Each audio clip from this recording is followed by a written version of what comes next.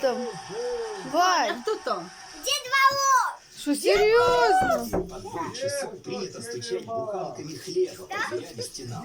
Считается, что это отпугивает злых духов. Заходи, дедушка, заходи. Да. А як тебе звать, синок? Ваня!